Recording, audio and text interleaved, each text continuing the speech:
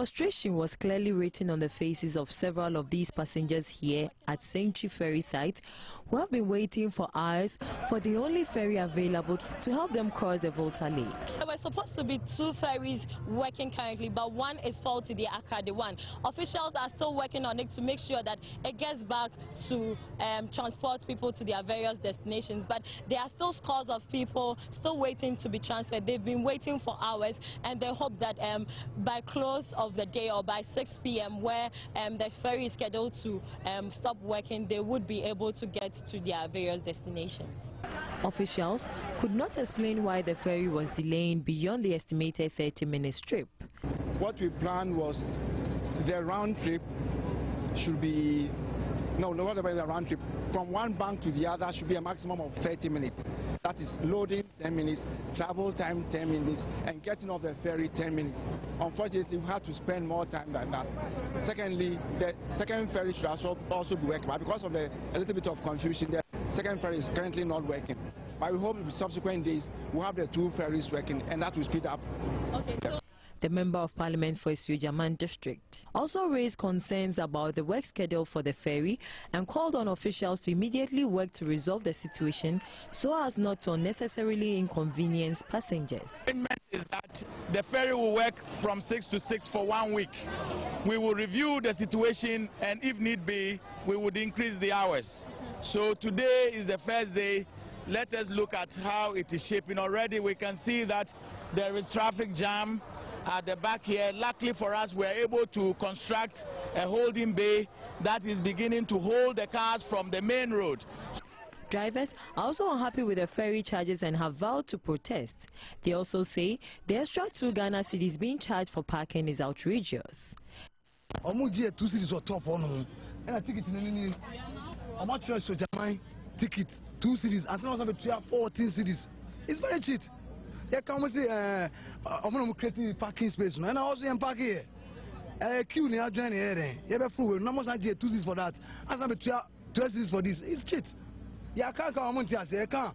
MP was saying, I'm says, I'm creating my engine. They have the engine on my ticket, and I'm ticket me another day.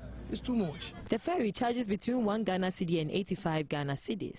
Passengers also complain the situation could lead to an increase in transport fares. Just for your bread. Scan 120 no passengers no drivers no have how could they no 100,000. That means 55 because 120 no 100,000 to almost no to smart drivers no almost so who ya mombo kakra. The traders, including the traditional authorities, have appealed to the Ghana Highway Authority to immediately intervene in the situation. But officials say the high cost of fuel coupled with other factors are to blame. Periodic servicing, change of filters and engine oil and all those things. That's basically what we use in calculating the cost of the ferries. The cost of the ferry itself was not taken into consideration in calculating the cost that motorists have to pay. We also looked at the capacity or the number of vehicles that will be applying. Now we've had to do this because we don't want to go back to government to ask for money for fuel or diesel. If we are to do that, we might get to a stage where the ferries will be there, there will be no money to buy diesel, and that will be a problem. It will be better to have diesel in the ferry for the ferries to run, and that's basically what we're doing. Haulage truck drivers have meanwhile been advised to ensure their axle loads are certified before they attempt to use the ferry. Yafosuya Jemfi, Joy News. Well, meanwhile, traders who used to do business near the Adomi bridge at the Timpoku have relocated following the closure of the bridge. And we're told the Abodo and bread traders have moved to the Sanctuary Ferry site where they recorded low sales on Monday.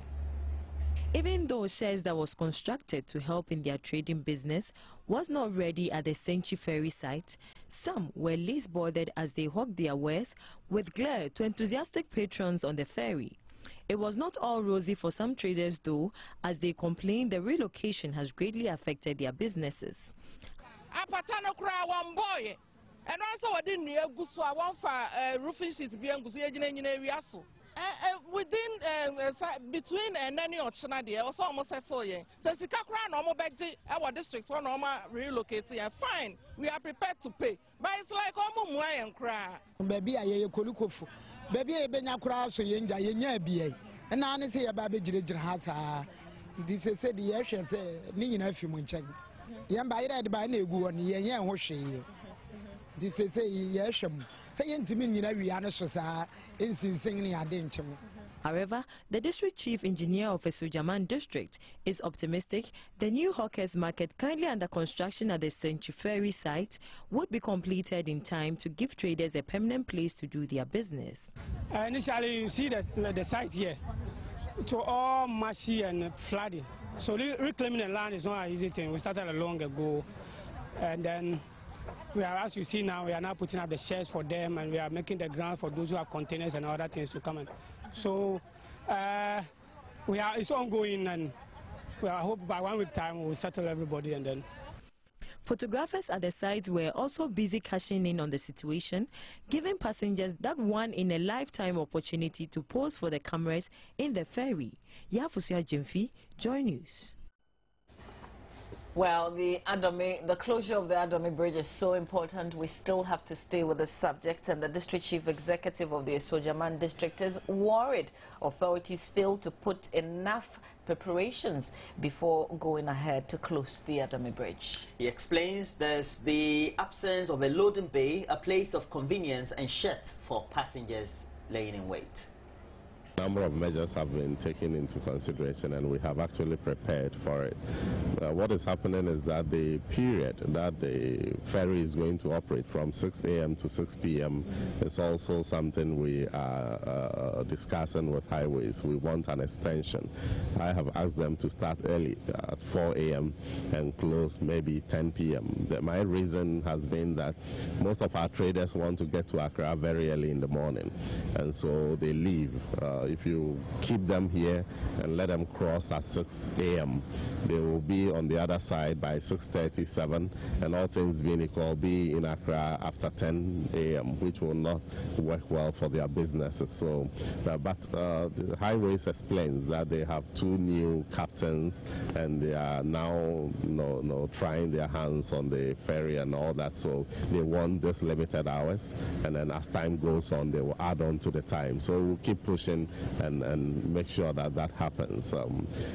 But alternatively, we have acquired some speedboats that we will use to take passengers across. That cannot carry vehicles, but that will carry passengers. And we've created lorry parks on both ends of the ferry site, and then in Atimpoku at both ends of the bridge. So people can, trotro and taxis can drop passengers, they board and then cross to the other side and then join other vehicles and go. In fact, we will do this 24 hours so people can still cross and go about their businesses. The Assembly says it is currently partnering some private developers to get some structures in place at the Century Ferry site. The land belongs to a private person, and it's in conjunction with the Assembly. They are creating this facility so that PPP goes to percentage, you understand? So that Assembly can also maximize its RGF. Yeah, so that's what we are looking at. That's